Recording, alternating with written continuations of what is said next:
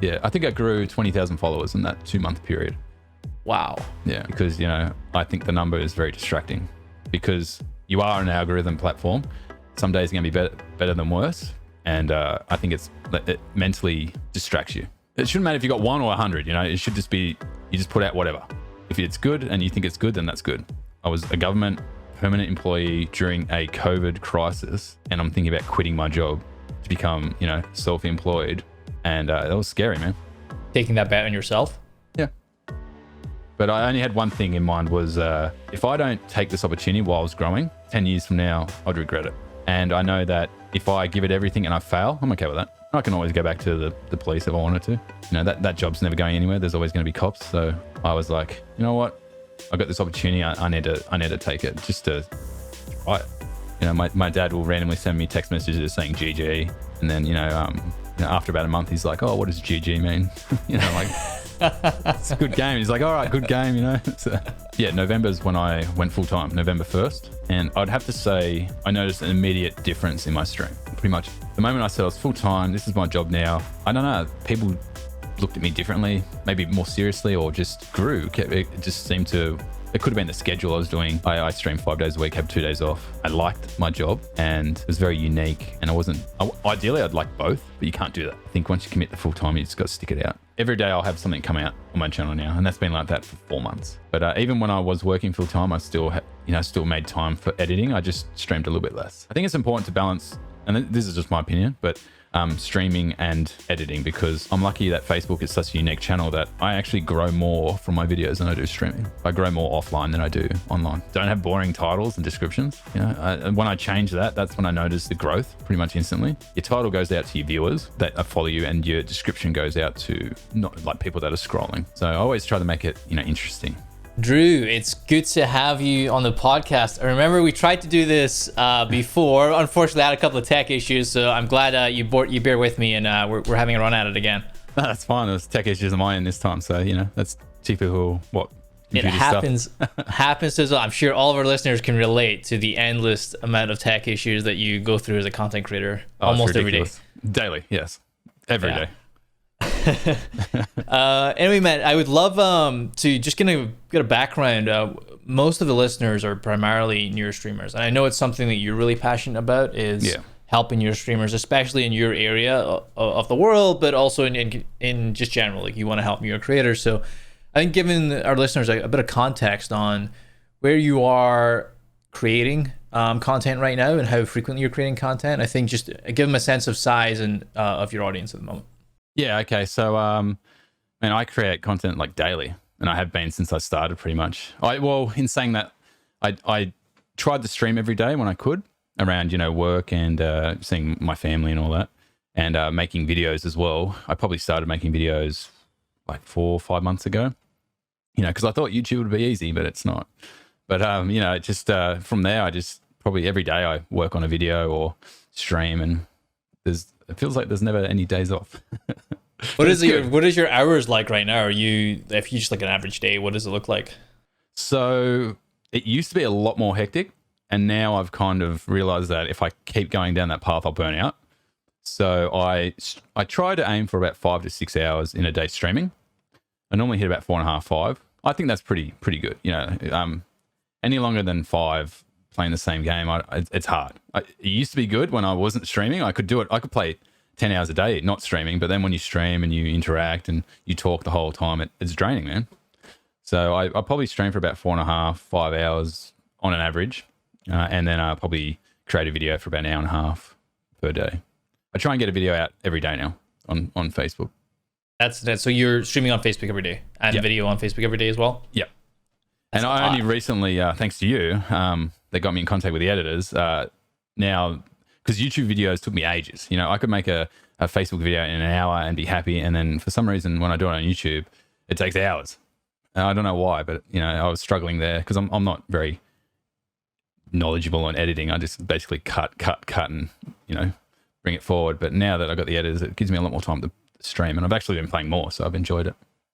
That's awesome. Yeah, that transition is really important, and knowing when the right time to make it as a creator. I want to get in all of that, but quick sense, what's your average CCV? Just give it a context right now, like on average viewers. like 700 to 1,000 average concurrent viewers. Cool. I think it's really helpful just for the audiences to hear your story, like where you started to where you get. So start. So started at 2, yeah. What's the 2? Like, is that your second monitor? Yeah. No, it was my phone and my second monitor. Yeah. So let's one of the things we like to do is wind back, just like way back. So where are you in the world right now? You're not Aussie, Sydney, right? Yeah, Australia. Yeah, Sydney. Beautiful place. Lovely. We're in the future. It's 12 p.m. the next day. You know. Yeah. I got the chance to go one coffee espresso martinis, and I don't know. Do you drink at all? I like coffee, yes, but espresso martinis, no. It's pretty strong. I first got introduced in Sydney, and it's just incredible. And then we got to go up to Palm Beach. It's a beautiful area of the world. I hope everyone gets a chance to check it out. But I wanted to chat about your story growing up. Like, how did you even get into essentially being an entrepreneur and getting into content? Like, were your parents remotely entrepreneurial? No. Like, honestly, man, I was working, and I had my like leave, holiday leave booked, probably 10 months. I booked it for 10 months in advance, and then COVID hit, and I couldn't take my time off, so I had to have a month off. And I was pretty much at home. I saved for about 12 months to buy a new PC, and I honestly thought I could just start making videos on YouTube and go from there. And I made my first video for YouTube, and it was the worst thing I've ever made in my life. I've never published it. I've never shown anyone. I looked at it and I was like, oh my goodness. So then I, my friends, when I would play with them, they would watch, when they die, they would watch me, and they would say, like, I'd be like, oh, I'll get you back, like, say if I play Call of Duty, I'd be like, oh, I'll buy you back. And they're like, oh, it's okay, I'm watching you play. And I was like, oh, that's weird, and then I was like, well, maybe I could stream. So I tried streaming and just went from there. I enjoyed it. How did you even, were you familiar with YouTube? Were you like watching YouTube content in the past, or were you? I watched, like the odd Twitch. I didn't watch many streamers, but if I did, it'd be, like Shroud, because he's amazing, or, Nick Merck, something like that. And I watched a lot of YouTube videos, pretty much, just random, it takes you down the rabbit hole, and you end up in weird places on YouTube, and that's what it used to do. And I never thought about streaming ever. So you're an avid COD, was that the game? You're an avid COD player? Well, this is my first time playing COD. I'd say I was a Battle Royale player. I played Players Unknown. Back in the day, I played Counter-Strike for about 10 years. And what was your favorite iteration of CS? Probably Source. I liked Source. I played Source for a lot. I was 1.6. Yeah, see, that's it. I played it, but I like Source. I had this like weird, like it's too modern, it's too new, Source was definitely better. Yeah, then Go was even better. Yeah. But I was hooked on 1.6. Anyway, so you were kind of an avid FPS/BR player, and you consumed content as a fan, just like passively, just like checking out things on YouTube or checking out things on Twitch. That's right. Yep. And at what point did you go, I could do this? Like, was it just that natural? Your friends were giving you a good response when you were playing when they died, or was it like, I want to try and create YouTube? Like, I don't know. Just happen? Like, did you just think about it and then you're like, I'm in, or was this something that had been kind of festering for like a year or 2 years? It's been like on my mind. I never thought about it on a financial side of it. I just thought of it as a hobby. Just I'd like to make some videos that I'd put on YouTube. And I think 10 years earlier, honestly, I think it was about 10 years ago, I played a game called Path of Exile, and I did this new kind of build, and I put it on YouTube, and I got like 10,000 views, and that was cool. That's a lot. Yeah, just like it was a unique build that people watched, and I think it's at 10,000 views from 10 years ago. So I was just What made you do that? People kept asking me the questions, and I was sick of telling people, so I just made a video so they could watch. So I was on the leaderboards at the time, and it just people asked, oh, yeah, it's so strong, and I was like, yeah. Is what it is. So it was a very unique game, that was. But, was that one video you made and it kind of popped off a little bit, or was it? I made two. One was 10,000 views, and one was 4,000. And then I just kind of gave up on the game. Gave up on the game, and then that was so you very briefly tried a little bit of content, and then that was you for 10 years. Yeah, no intro, just game record from the video or something, and that was it. And then you went to work, and you were working full time at this point. Did you have a family? Yeah, so I have a son, yeah, that like I mean my ex separated very amicably, and I see him every week now, so we work around that. And I have my partner now that we also work around. She's quite supportive. So this was, what are we, a year and a half, 2 years ago? What's the exact time frame? 2 years ago? No, July last year, so 8 months ago. So very quick. That's incredibly quick. So 8 months ago, you're off work for a month. You started putting up some YouTube videos. Yep. So I was off for a month. No, I didn't put up any YouTube. Just started streaming. So I did, I think, 2 days on Twitch. It felt weird. I don't know. Twitch just didn't feel right for me. I felt like the platform was, I don't know, just it's been there. I had no idea about Twitch. So, and then basically I'd watch Stone Mountain on YouTube. Didn't even know he streamed. And then my mate was like, oh, why don't you just do what Stone does on Facebook? And I was like, Facebook has streaming? Okay. And then I started a Facebook page, invited all my friends and my family. And then it was good because, they would come in and, my mum would be like, I don't know what this is, but do you want me to hit that like button? I'm like, yes, I want you to hit that like button. So, you're out there hustling your family. I mean, that's what it takes, right?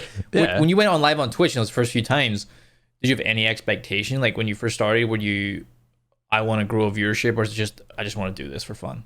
I think I just wanted to trial it. I didn't have a webcam. I just trialed it, and I felt like Twitch was, I don't know, just easy. It was quite easy to set up. You just make an account and you can start streaming. You set up OBS. Facebook's a little bit different because you had to build a page and there's a little bit more extra steps. But once I knew what I wanted to do, I looked at it on a, not so much a business perspective, but like a growth. And Facebook was growing at the time. It had, I did a little bit of research behind it. It seemed to be growing pretty quickly. So I felt I had more chance on Facebook to grow. And so I chose that. And when you were first doing those streams, even whether it's Twitch or Facebook, were you getting any traction, like at all? Like just how many like, like I'd probably average around 3 or 4, which like my first stream's not bad. And how long were you getting like that 3 or 4 for? About 2 weeks. And then I'd bump to like 7 after 2 weeks. And then I probably for about 4 weeks I was averaging around 10 to 10 concurrent viewers on and off, because it's up and down, up and down. And so what time did you, in this first 2 weeks, did you go in on Facebook? Were you, like, did you give up on Twitch quite quickly, or were you still no, I gave up. Both platforms? I don't know. I know people say like restreaming, keep your options open, but it's more of a loyalty thing for me. If I choose one, that's it. I just stick to it and work at it. Okay, so you went all in on it. Facebook, I worked there for a couple of years. I know the good, the bad, and the ugly of the platform and like what works. And it's a young platform. It's young. It's still figuring things out. Especially in the algorithm, it can be like one day you're crushing it, the next day you're not. It's quite unpredictable. In those early days, when you were starting to stream on Facebook, were you actively trying to grow? Were you like trying to get audience from different places, or was it just streaming? Just streaming, just purely streaming. I don't think I created a Twitter account or an Instagram account at that time. I was merely just just streaming, man. Like I streamed a lot because I had time off and I knew work was coming back up shortly, so I didn't set any schedules. I just basically got on with my friends and played. And how much were you streaming at that point? Like how much? Probably 8 hours a day. They had 8-hour streams at that point, right? Because I know they used to have the 4-hour window. Yeah, I think so. But I would do like I jump on for 4 hours in the morning and then jump on for 4 hours at night. So you're doing that, and then you obviously know this like going back to work thing's coming back up. Yeah. Are you nervous about that, or are you like, no, this is just I'm an adult. No. I've a son. I need to go back to work. It's like, yeah, because honestly, I didn't think about. I just sort of when I go back to work, I'll stream when I want. Like instead of, because I always played every day. We're all nerds when we play games, and I played every day. And instead of playing every day, I would stream every day. It's technically the same thing. You just communicate to random people on the internet that you grow a community with, which is cool. And then so you went back to work. What for you? So that 4-week period. At the end of that 4 weeks, where were you like from a viewership perspective? Well, and I actually, so when I was about to go back to work, the week before I went back to work, so maybe I got my time frame a little bit. Maybe I had 5 weeks off. And then that last week I went to go off, I went from like 10 viewers to like 100. I don't know what happened. I just went from 10 to 100 every stream. You know, like I'd probably averagely around 40, but I'd peak in the hundreds, and I'd be like, oh, this is different, you know? And, you know, like financially, it's nothing. You can't look at it on the financial side of you because I was just doing it for fun. But I did have a ridiculous amount of leave, so I took another month off just to experiment, just purely experiment. So it wasn't a bit of you in there that was like, is there something in this? Oh yeah, a little bit, yeah. But I think my mindset at the time was more, if I grow it now, then hopefully my initial fan base will stick around when I go back to work. That was my mindset. So if I grow it now, then I'm like, okay, guys, I got to go back to work because, you know, I got to pay bills, but I'm going to be on at this time most nights, and I'll work in between work. And, you know, my girlfriend was really supportive, and, you know, we still made time for each other. But, you know, unfortunately, I have to stream at night because it's just the best time for me, just because it's kind of off peak in the world and no one else is doing it. So, you know, if I did it in the mornings, I would have to compete with big names, and they're already there. So it was just, for me, it was just easier to compete with no one. When no one else. Yeah, I think that's an important point. Is that you're on the other side of the world. You're in a totally different time zone. So, in some ways, that's an advantage, but some ways it's a disadvantage. Yeah, 100% agree. Yeah, as much. You know, I'd love to do in the mornings, but I can't. No one plays in the mornings with me. Everyone's asleep. and that's probably a big sacrifice for you, right? Is that impacting your sleep? Sleep a little bit, but I've already had bad sleep from just work. But I think it's more impacting my social life a little bit. But it's something that I'm okay with. Yeah, and in a sense, I'm saving money, not going out. Yeah, I mean, there wasn't really that much, you know, happening last year anyway in terms of going out. To be honest, yeah, it was perfect. So you're at that. You're going the next month off. Yep. And you're getting a little bit excited. You're like, oh, this feels different. I'm getting some viewers here. Yeah, I think I grew 20,000 followers in that 2-month period. Wow. Yeah, so it was good. It was still like, I don't know. It was just happening fast. I felt like was it too fast? I think so. I think now looking back, I think it was like, okay, I made the best decision I've ever made now. But looking back, I was I would like it to be a bit more slower.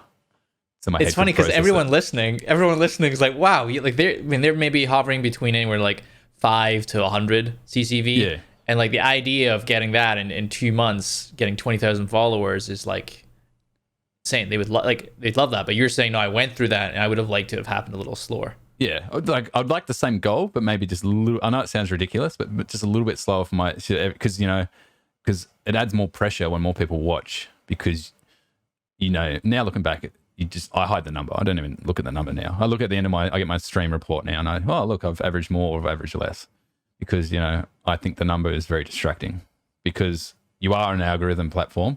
Some days are going to be better than worse, and I think it mentally distracts you. It shouldn't matter if you got 1 or 100, you know, it should just be, you just put out whatever. If it's good and you think it's good, then that's good. Yeah, it's so easy to get obsessed by numbers, especially as you get bigger and you go, and if you ever had a dip and you're focused on the numbers, like sometimes you can go through spells of like several months of just declining numbers. And if you're so focused on the numbers, it's not the healthiest. I've had dips even in the, you know, few months. And I think it's just, you just focus on the people you have, and if you don't grow, but you got that community, then you should just be happy with that, and it will eventually grow. It always will. So 20,000 followers, you're at like 100 CCV at the end of this 2 months. Yeah.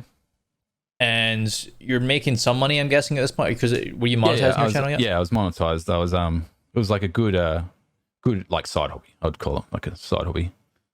But it's time to go back to work now. Yep. So I went back to work. Did that hurt? Yes. I noticed it pretty much within the week because I did shift work. So, you know, some days I do day shift, some days I do night. When I couldn't do nights, that's when I started making videos. And so if I worked a night shift or if I saw my girlfriend, I'd put a video out. So I just made sure every day I had content coming out, and that kind of actually helped stable it. But consistency is definitely the most important thing, I reckon, in streaming. How did you keep that up? Because I mean, you hated videos before. Like, it was always, you know, just weren't a fan of it. Now you were having to adapt. You're like, this is my situation. Yep. I gotta, if I want to do this, I gotta adapt. How did you overcome those hurdles about videos? I just watched a lot of YouTube videos on how to make videos, literally like video content for dummies, and there's so many good videos out there, and there's so many people that are willing to help you for free, really, on YouTube. And I learned, and now I enjoy videos. I actually do enjoy videos. So that's awesome. So you're in the video phase. I just want to make sure we're tracking the timeline. Yep. You're back at work. You've got you're on day shifts. You're on night shifts. You're making videos to kind of accommodate that. You're streaming. What changed? How long did you keep that up for? 2 months. 2 months, and then I kept growing. Kept growing while I was at work, and I just wanted to. I guess I could see a financial side of it then, because the more people that come in, even the odd 20 cent to $1 donation, if 10 people do it, it adds up in a day, and you never ask for it, and people just are willing to just. It shows like the goodness in people, if that makes sense.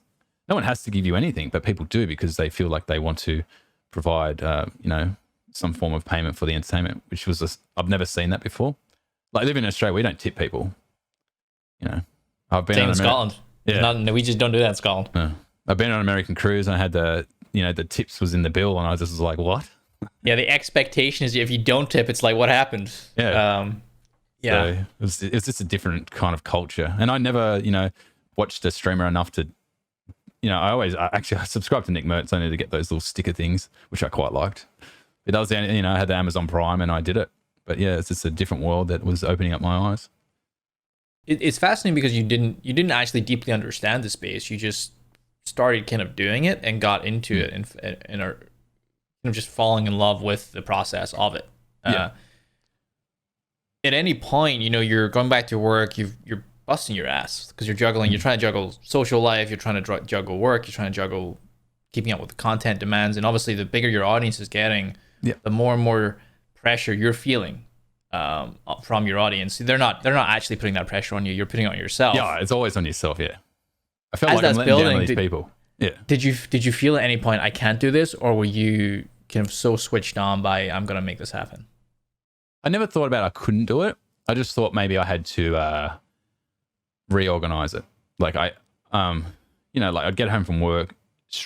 I'd literally, I remember you want to ask me what I did for work.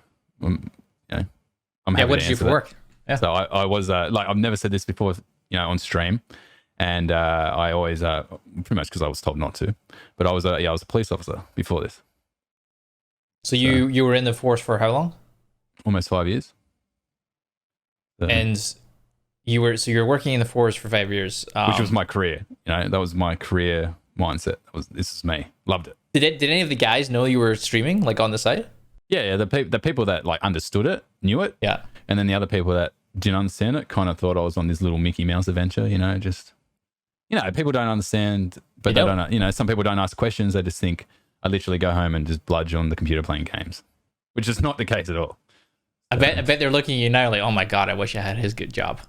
Well, yeah, probably not. Some yes, some no. Yeah. So you're going to the force, and that's a very honorable thing. Like working in the force is just extremely honorable. Yeah, it has its ups and downs, but yeah, I loved it. Putting yourself in those situations, and you've been there for 5 years, so almost. You probably had a sense of attachment to it. It was my life. Like it felt like my life, Yeah. I trained for a year or so to get in, and then I was in for 4.5, and yeah, it was very, it's just its own little world and bubble because you're exposed to so much negativity that you have to adapt pretty quickly. So there is a lot of positivity as well, but you see parts of the world that people are lucky enough not to see. So how was it making a decision about content or work? Honestly, the hardest decision I've ever made. Like to go, because I'm now full time, and to make that decision probably took me 2.5 months. So, and it was nothing about. I think a lot of it was actually financial, not so much like, I think I was a government permanent employee during a COVID crisis, and I'm thinking about quitting my job to become, self-employed, and that was scary, man. Taking that bet on yourself? Yeah. But I only had one thing in mind was, if I don't take this opportunity while I was growing, 10 years from now, I'd regret it. And I know that if I give it everything and I fail, I'm okay with that. I can always go back to the police if I wanted to. That job's never going anywhere. There's always going to be cops. So I was like, you know what? I got this opportunity. I need to take it just to try it. So I took 3 months off of my long service, which I don't know if they get that around the world, but basically, if you work at a job long enough, you get entitlements that you can take time. My sister's got that. She's been in the prison service for 5 years. If she takes a year off, she can get a year off every 5 years or something like that. Yeah, it's a little bit different, but I took 3 months off at half pay, and that allowed me to try full time, and then make the decision when it came. It just come like that though. Was there any doubt playing through? You're like, is this the right call? I know you said it was a 2 month kind of decision process, but once you kind of made it, was there any doubt, or were you finding enough success in your content that offset any doubt? No, I kind of just backed myself, and I discussed it with my community, and they would give me input. I brought my family into it. They were, they gave me their opinion, and then I kind of just made up my own mind. Because everyone's like, oh, I know you got this thing going on, but do you really want to give up this job? That's the conventional thinking, right? Yeah, that's it. And I was just like, I try to explain to them. Working, I don't know what your upbringing was, but I grew up as a working class kid in the UK, and your job's your thing. Like, you got a solid 9 to 5. That's just what you do. Yeah. I left school early. I became a tradie. I was a carpenter, and then just was a youth worker for a few years, and then joined the cops, and that was I just worked from when I was 16. So didn't go to university or anything like that. Just worked. So. And any entrepreneurs in the family? No. Oh, my dad's like a builder, and my mum's in a secure role as well. So, but no one like that. That's entrepreneuring or anything like that. Does your family around you see it as entrepreneurial, or did they not make that distinction yet? Now they have. Yeah, now they have. My dad will randomly send me text messages saying GG, and then after about a month he's like, oh, what does GG mean? It's a good game. He's like, all right, good game. So yeah, it's good. I've got a lot of support.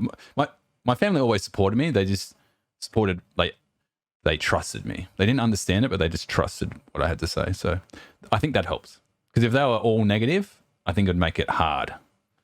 I think the part of it is they just don't understand. That's it's not their world, and it's hard for them to truly appreciate it or get it. Yeah, pretty much. I found that as well with my family.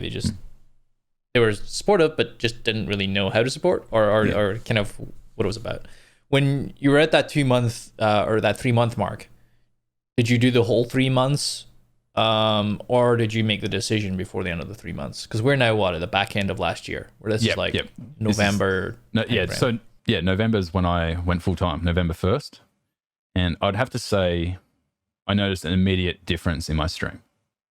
Pretty much the moment I said I was full time, this is my job now, I don't know, people looked at me differently, maybe more seriously, or just, I don't know, it just grew. It just seemed to, it could have been the schedule I was doing, because I was on every day, wasn't missing really anything. I stream 5 days a week, have 2 days off. And even on those 2 days, I still do stuff. I'd like to switch off one day, maybe one day. You gotta. I guess it's one bit of advice for someone who's been around the block a couple of times, is you gotta find a way to fit in a day that you're not, you can be on social or whatever, but not working. I feel like the next time I might test it. Next time I go to my girlfriend's house, I'll give her my phone. Give that back to me in 12 hours. I absolutely recommend it. Yeah. As someone who's been through it and worked with many creators, it is imperative, if you want this to be a creator for long term, that you bake in that 1 day off. Yeah, 100%. No, I agree. Because I think that is the side effect of streaming is I think the difference between being, say a YouTuber or a streamer is that, YouTube, you can schedule videos to come out and you can make all your content at the earlier of the week. Whereas a streamer, I feel like I know I don't have to be on every night. I know that now, but I feel, even though I'm saying that, I still feel like I have to be on every night. It's ridiculous. So you can't ignore that feeling inside, even though the voices are telling you it's okay. But it's no, I can't. I gotta get on. Like I recently saw my parents for 4 days, and you know, for that 4 days, I was like, "Oh man, this is going to be, you know, like, what am I going to do?" So I made, you know, videos come out every day, and when I was away, you know, I was like, "Oh, should I go back early?" I was like, "No," and then I come back, and you know, no one cared that I was away for 4 days, and they're like, "Oh, you're back? Hey, welcome back." I'm like, "Oh, okay." Stress for nothing. Yeah, so especially I mean, especially if you upload content, you've got content scheduled when you're going away. I want to come back to this going full time and this amount of seriousness, because quite frankly, a lot of listeners they just, it's hard to justify like making that jump, and you made that jump really quick, right? Like, yep. How did you have enough conviction at that point to go all in? Like, did you have a track record of a couple of months of making money, or did you have savings? Like, how did you have enough conviction to go, I'm in? Like, I didn't have any savings. Still got no savings. I think my videos do quite well, so I think the ad revenue was starting to come in, and I could see potential to just kind of work. You know, like there's you know, like how do I explain? Like the streaming was always doing well, and then the when I was making my video or VODs, they were doing, you know, well as well. So I just thought, you know what, I could probably get by both, and just testing it, and then it come to a point where really the decision I made was purely because work pretty much said, "Are you going to come back and work or not?" I was like, "Not." So that's why. So it was a forcing function. There was like they were telling you to come back at this point. Honestly, I think November 1, I had 3 months off. November 15, I pretty much made up my mind I wasn't going back to work. But I think the decision to actually pull the trigger took about 4 months. Before they were like, "Oh, they have to come back or not, you know? You work here." I'm like, "Yeah, no, all right. I'm not coming back." So it was sad. How did it feel to say that? Yeah, I was just like, because there's the making the decision part in your head, and then there's the actual saying that when so much of your identity was this thing. Man, honestly, it was like confusion for like a month, and then I was like, "Oh, I'm not coming back," you know. And then I got off the phone, and I was like, "Wow, I feel good now." I was stressing for nothing. Honestly, it was like the best decision I've ever made, and now I love it. Big goosebumps hearing that. It's so hard because it's always like it's on the other side, right, of that uncomfortable decision or that Very thing you're uncertain about. Like when you get to the other side and you're like, wow. And you think about the other areas of your life that you're doing that in, even if it's in your content or you're like, you know, working like all these different things. Yeah. It was more just, it wasn't even just it wasn't even really the financial side of it. You know, like you have that stress, you know, like, because streaming's up and down. There's no constant, you know, one day you can make $1, one day you can make 100. But I think it was more just, I liked my job and it was very unique, and ideally I'd like both, but you can't do that. You can't do that. I think once you commit the full time, you just got to stick it out. And, you know, because if I went back to work and I weren't on certain times or anything like that, or, you know, a streamer messaged me at midnight and like, "Oh, you want to play in the morning?" You can't just do that, where now I can. So, yeah, I think once I made that decision, it was fine. It was good. It's epic. So we touched on slightly in the beginning, is this idea of bringing on editors. And I wanted to just chat a little bit about, you know, 8 months is crazy. The amount of growth I think we've had now maybe 60 guests on the podcast. I'm pretty sure you're the fastest growing content creator we've had. I think I'm at 117,000 now followers on Facebook. Yeah. Yeah. So I think, and then even CCV as well, because some people can have high followers, and then we'll see. I think overall in the time span fastest. What is some of the things you've learned along that last 8 months journey? And I'm sure you're still learning. There's lots of things you're figuring out, but for those that are listening, like, what's some of the things that you picked up in the last 8 months? I guess don't have boring titles and descriptions. You know, when I changed that, that's when I noticed the growth pretty much instantly. You know, I do like chilled Friday, you know, like for example, you know, chilled Friday nights. And I think when you look at that from someone that doesn't know you, it's pretty boring. You know, is that on your streams and on VOD or both? Just my stream and just my streams pretty much. I'd always do a different title or a different description, because I think I got the understanding that your title goes out to your viewers that follow you, and your description goes out to not like people that are scrolling. So I always try to make it, you know, interesting, and it always, you know, caused some kind of, you know, discussion. So, and I think I learned I'm pretty good at multitasking, like reading my screen now and playing at the same time. And the best thing is if I die, I can just blame chat. So that's great. So, but no, like I think engaging is a key. You know, I know you get to a certain point where you might have too many people watching you. It's hard to engage. And I have definitely noticed that as I've grown, it's harder to maintain conversations, but it's not hard to reply to people. And that's what I've just tried to do. Reply what I see. And another thing is just your consistency that you mentioned in the very beginning is how relentless you've been on. I think even when your schedule changed, like you're the night shift, day shift, you were still trying to be as consistent as you could. But your point about the 4 days off is like, I would still put a video out when I was off. Every day I'll have something come out on my channel now. And that's been like that for 4 months.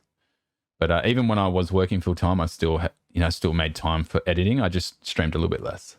I think it's important to balance, and this is just my opinion, but streaming and editing, because I'm lucky that Facebook is such a unique channel that I actually grow more from my videos than I do streaming. So I grow more offline than I do online. Yeah, and the network effects are crazy on VOD content. I think it's like something like 40% of the viewership on Facebook for VOD content is through shared traffic. It's just other people sharing it around the Facebook network. Yeah, and like I remember looking at say I have a really, really, really good stream and I have 100,000 views. And that's a really good stream. Well, for me, for anyone really, I think 100,000 is massive. And then if you look at the statistics side of it, 40% of people that were watching you were your viewers or your followers, and 60% were non-followers. And then I had a really good video that got 1 million views, and 97% of them weren't following me, and I think that's huge exposure. That's hypothetically 970,000 people that may or may not want to follow, and that's just a good way to grow. Yeah, it's like making your content work for you rather than you constantly on the treadmill. It's super important. I think a lot of people don't realize that early, especially when you have limited time.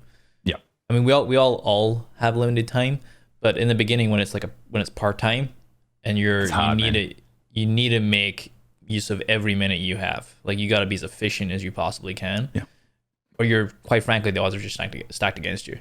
Yeah, I only slept like 5 hours a night. I think you just get used to it, to be honest. I can sleep in 40 years. Yeah, it's COVID is, I just think there's a lot of like the lack of sleep, and it's hard because there is that grind. You got to put in that grind time, but it's also being mindful of like how long can you sustain that and what sacrifices are you making. I think that's the main thing. How long? I knew I couldn't, because I'd get up at 4 a.m., get to work for 5, get home at 7, eat on the way home, and then stream till 11, then repeat. And there's no way I could maintain that, more. Even towards the end of the 2 months, I was pretty tired.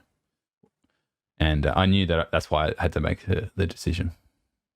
So it's fascinating because you've accomplished so much in such a short period of time in your journey. And what is next for you? Like, what is this next phase of you? Like again, I'm saying you're going to have the ups and the downs, and everyone's going to go through that. But for you, what are you excited about in terms of your content and what you want to work on? Oh, man, I don't know. It's a $1 million question, isn't it? Like, I have my plan in my head that I can't verbalize. I guess I want to just work on YouTube because I enjoy that side of it now. Like, I don't know. I like that people. There's nothing better than someone saying, "Oh, I saw a YouTube video now in your stream," and you're on Facebook, and you're like, "Okay, that's cool." And I haven't got many, subscribers on YouTube, 1,700, and it's slowly growing. And I guess when I grow like 10 or 15 a day, it's exciting. So I think the excitement factor for now, Facebook is gone because it's just grown, and I don't really look at that side of it now. I just stream, and it definitely went from a hobby to a job, but it's still fun, but it definitely feels different than it used to. And I think that YouTube now is that new hobby that I'm trying to grow again. And, if that grows, then I don't know, something will be next. That's exciting. How did it feel to... Sorry, go ahead. I just want to play the game and have fun, man. That's it. And people are like, why don't you do competitions? I'm like, because that's hard. I just like to chill, man. It's pretty hard doing competitions.